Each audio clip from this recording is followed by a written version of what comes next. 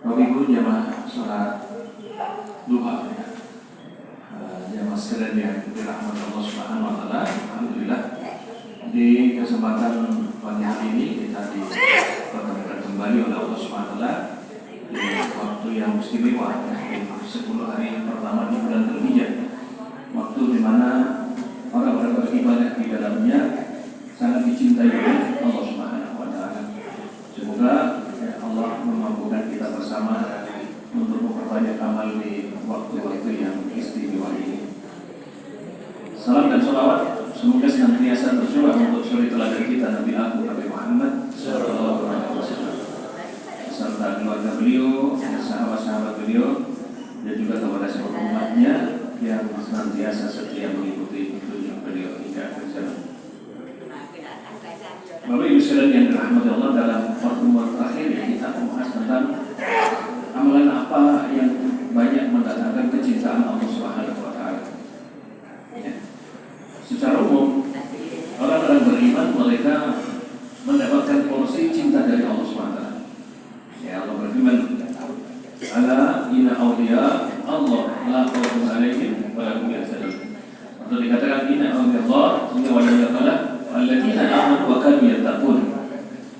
Namanya wali-wali Allah, orang-orang yang dicintai Allah adalah orang-orang yang walladzina amanu, mereka orang-orang yang beriman wa kanu yattaqun, dan mereka senantiasa bertakwa kepada Allah SWT.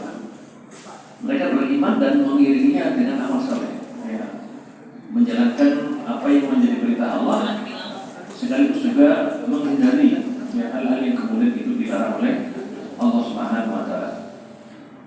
Sehingga siapapun orang beriman, dia memiliki kadar kecintaan dari Allah Subhanahu wa taala. Dan kadar kecintaan Allah itu menyesuaikan seberapa besar, seberapa kuat iman dan amal solehnya.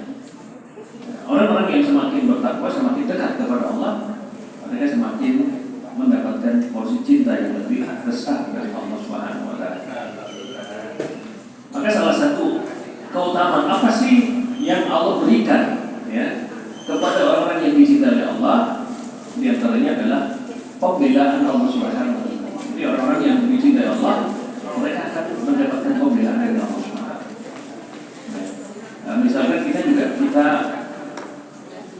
kita kepada anak-anak kita pasti kita sayang, kita pasti cinta kepada anak-anak. Apa bentuk cinta kita kepada anak-anak? Adalah perlindungan. Ya, bisa. Ya, semalam ada jamaah yang cerita ya, dan sempat terjadi kasus yang geger di Jogja ya, tempat pernikahan sudah sempat viral ramai. Benar, ada jamaah yang mengatakan begitu, karena kebetulan dia selama 6 tahun menitipkan anaknya di tempat penitipan anaknya. Jadi ya, istri terus dia marah gitu. Dia berpikir jangan-jangan anak saya dulu diperlakukan seperti itu juga kan? Ya. Bahkan rumor yang terjadi kan bukan hanya anak-anak itu diikat, tapi juga dikasih obat tidur. Ya. Bagaimana anak itu kemudian tidur? Maka bapaknya itu yang dulu pernah menitipkan anak, jangan-jangan anak saya juga dulu diperlakukan seperti itu. Nah, maka di situ ada pembelaan.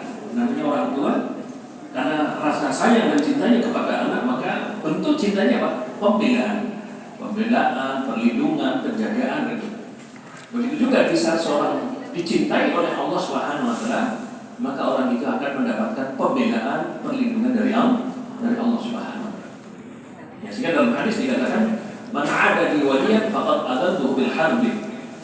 Siapapun orang yang kemudian dia menyakiti ya orang-orang yang saya cintai, yang dicintai oleh Allah, maka faqad adantu bil harbi. Berarti dia telah menentang perang dengan saya. Ya.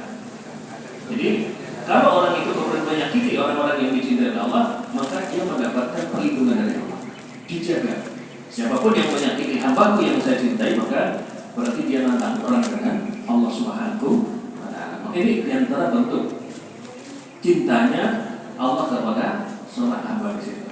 Nah, Bapak Ibu sekalian yang dirahmati Allah Subhanahu wa taala, seperti hadis yang kita bacakan kemarin, ya, di saat Rasulullah mengirim pasukan, kemudian Pemimpin pasukannya kalau imam sholat selalu baca qul huwallahu ahad. Ya, jadi baca qul huwallahu ahad. Maka sampai setiap sholat mendapatkan seperti itu. Dan selama di Madinah bersama Rasulullah, Rasul tidak melakukan itu. Bisa sampai di Madinah orang ini komplain kepada Rasulullah, ya Rasulullah, kok pemimpin kami kok kalau sholat selalu baca qul huwallahu ahad. Ya. Maka Rasul tanya, coba tanya orang tersebut, ditanya kenapa dia selalu membaca qul huwallahu ahad. Masa di sana dia mengatakan, saya membaca itu karena saya cinta kepada Allah Subhanahu wa Ta'ala. Kenapa? Qul huwallahu ahad itu ayat yang begitu ringkas menjelaskan tentang sifat Allah. Ya, katakan yang Maha Allah itu ahad, Allah itu esa. Allah Samad, Allah itu tempat bergantung semuanya. Semua makhluk bergantung kepada Allah Subhanahu wa Ta'ala. Lam yalid wa lam yulad, Allah itu tidak dilahirkan, tidak melahirkan. Wa lam yakun lahu kufuwan ahad, tidak ada yang serupa dengan Allah Subhanahu wa Ta'ala. Maka orang ini senang kepada Allah karena tentang sifat-sifat Allah yang seperti ini. Ya, maka saking senangnya dia membaca qul huwallahu ahad dalam setiap. Ternyata saya tanya, kenapa? Karena ya saya cinta kepada Allah, saya suka membaca ini. Maka Nabi bersabda, Allah juga mencintai orang. Jadi kecintaan seorang hamba kepada Allah itu pasti berbalas, pasti dibalas kecintaan oleh Allah SWT. Jadi kaidahnya al-jaza'u min jinsil amal. Balasan itu sesuai dengan amal. Kalau kita mencintai Allah, Allah pasti mencintai kita. Ya, tidak mungkin kalau sesama makhluk ada namanya bertepuk sebelah tangan. Ya, bisa saja kita suka, belum tentu orang lain juga. Tapi kalau Allah disukai seorang hamba, seorang hamba itu pasti dicintai oleh Allah Subhanahu wa Ta'ala. Maka salah satunya adalah mendapatkan pembelaan dari Allah Subhanahu wa Ta'ala. Maka sebagian para ulama menyebutkan tentang adanya orang-orang beramal tapi amalannya mohon maaf ya, itu sering dihukumi dengan amalan bid'ah. Amalan yang bisa dikatakan tidak ada tuntunan dalam Islam. Tapi para ulama tetap merinci, kalau secara amalannya itu ditolak oleh Allah dan Allah tidak suka. Tapi kalau seorang itu beramal karena rasa cinta kepada Allah, maka rasa cintanya tetap diperhitungkan oleh Allah SWT. Contoh begini, dalam pembahasan ulama, contoh peringatan Maulid Nabi. Peringatan Maulid Nabi, mayoritas bahkan para ulama mengatakan itu bid'ah, itu tidak boleh. Tapi mereka tetap merinci, kalau dia melakukan itu karena rasa cinta kepada Rasul, dia ingin memperingati Rasul, maka rasa cintanya itu tetap diperhitungkan, tetapi amalannya tertolak. Sehingga tadi kecintaan kepada Allah itu pasti berbalas, dibalas dengan kecintaan oleh Allah. Itu yang membedakan antara sang wali dengan cintanya seorang cintanya Allah kepada makhluknya. Ya.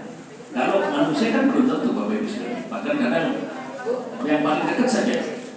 Ya, seorang suami yang begitu mencintai istrinya belum tentu istrinya juga bisa berbalas. Ya.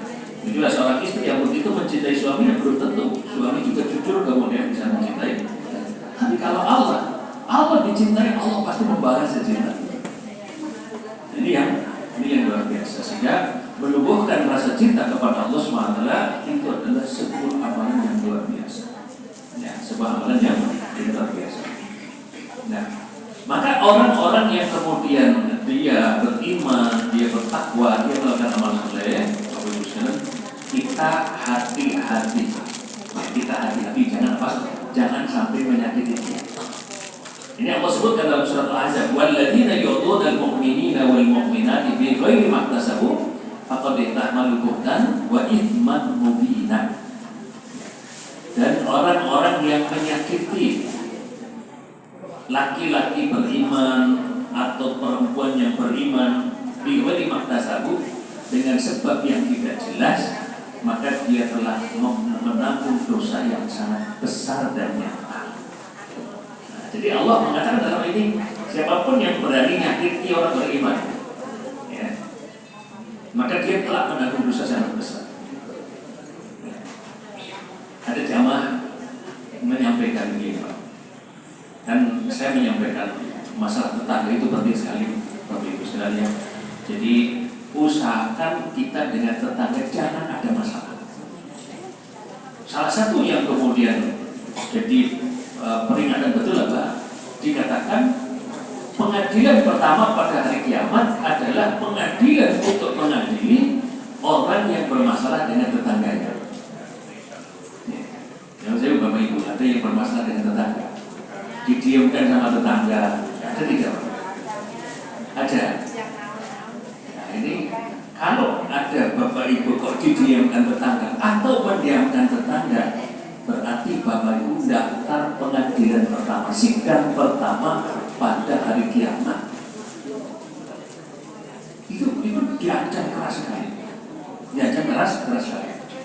Ada jamaah yang mengatakan, Ustaz, saya sudah bawa Pak RT, saya sudah bawa orang, saya minta maaf betul sama tetangga saya, tapi buru-buru ngomong saja nggak mau dengan saya.